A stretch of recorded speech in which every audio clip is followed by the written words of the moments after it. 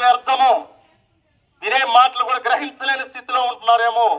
మరొకసారి జల ప్రయాణం వస్తే జల ప్రయాణం కొట్టుకుపోవడానికి ఇష్టపడతారా? ఇష్టపడలేరు కదా. దేవుడు ఆ జల ప్రయాణానికి రప్పిలేదు. ఒక్కసారి తీసుకొచ్చాడు, రెండోసారి తీసుకురాలా. దానికి పాత్రలు అవ్వాలనుకుంటే లోకములు పాపము వలన వాళ్ళ జీతం మరణానికే అప్పగించుకుంటున్నారు కానీ సత్యాన్ని గ్రహించట్లా. ఇంకెంతకాలం మోటి బ్రతుకులో ఉంటారు, ఎంతకాలం మోటిమైన జీవితాలతో ఉంటారు. ఒకసారి జ్ఞాపకం చేసుకోండమ్మా. మీ కుటుంబాలు బాగుండాలంటే దేవుని కలిగి ఉండండి. మీ కుటుంబం సమాధానం కావాలంటే దేవుని కలిగి ఉండండి. మీకు సంతోషం ఇచ్చిన దేవుడే, ఏదైనా ఆస్తి ఇచ్చిన దేవుడిచ్చిందే. ఏది నువ్వు పొందుతున్నావో అదంతా కూడా దేవుడిచ్చింది. కానీ ఈ మానవ జీవితానికి విశ్రాంతి కలగాలంటే దేవుని దగ్గరే విశ్రాంతి ఉంటుంది. నువ్వు ఎంతకాలం ప్రయాసపడతావు, ఎంతకాలం చింతలేని చింతల్లో బాధల్లో కుంగిపోతావు. నీ చింత యావత్తును తొలగించేవాడు యేసు ఒక్కడే.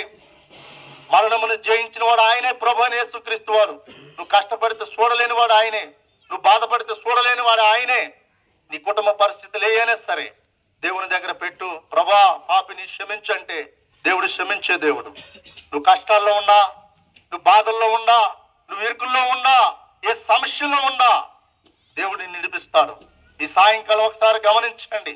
ఈ సత్యమైన మాటలు మీ హృదయంలో నాటపోసుకుంటే మీ హృదయానికి సంతోషం ఉంటుంది, ఆనందం ఉంటుంది, కుటుంబంలో నెమ్మది ఉంటుంది. ఈరోజు నెమ్మది లేని పరిస్థితుల్లో ఉన్నాం, భయంకరమైన స్థితుల్లో ఉన్నాం. వెళ్ళిన వాడు తిరిగి వస్తాడో లేదా అనే స్థితిలో ఉంటున్నాం. కానీ ఒకసారి జ్ఞాపకం చేసుకోండమ్మా.